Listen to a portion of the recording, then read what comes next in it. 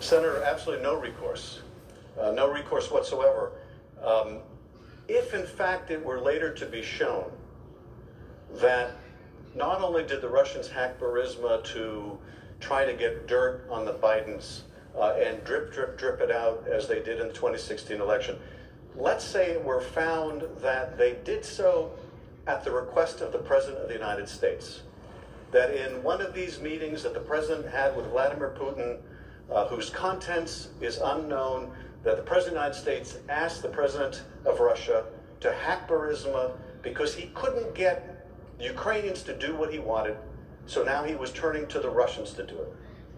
Under the Dershowitz theory of the case, under the President's theory of the case, that's perfectly fine. But that's not how bad it is, because it goes further than that. If the President went further and said to Putin in that secret meeting, I want you to hack Burisma, I couldn't get the Ukrainians to do it, and I'll tell you what, if you hack Burisma and you get me some good stuff, then I'm going to stop sending money to Ukraine. And I'll go a step further. I'm going to stop sending money to Ukraine so that they can't fight you in Donbass. And what's more, those sanctions that we imposed on you for your intervention on my behalf in the last election, I'm going to make those go away. I'm going to simply refuse to enforce them. I'm going to call it a policy difference. That's perfectly fine under their standard. That's not an abuse of power. You can't say that's criminal. Yeah, it's akin to crime, or maybe it's not, but that's what an acquittal here means. It means that the President is free to engage in all the rest of that conduct, and it's perfectly fine.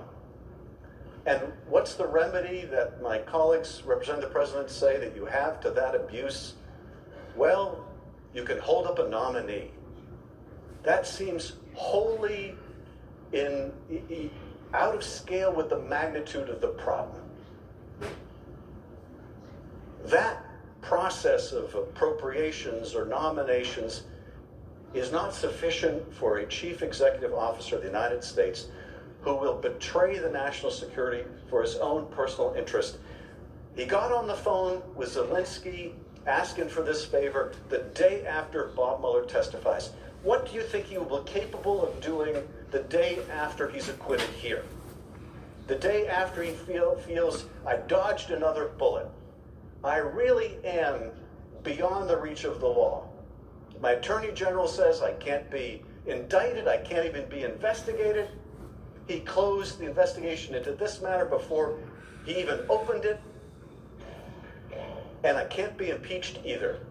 I got the best of both worlds. I got Bill Barr saying I can't be investigated, I can't be prosecuted. I can be impeached, however. That's what Bill Barr says, but I've got other lawyers that say I can't be impeached. That's a recipe for a president who is above the law. That only is not required by the Constitution, quite the contrary.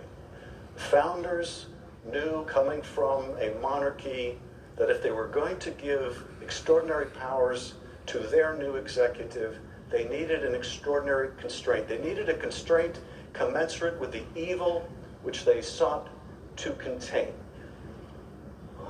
That remedy is not holding up a nomination. The remedy they gave for an executive that would abuse their power and endanger the country, that would endanger the integrity of our elections, was the power of impeachment.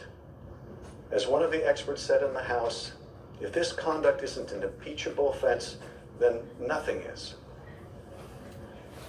Thank you, Mr. Manager.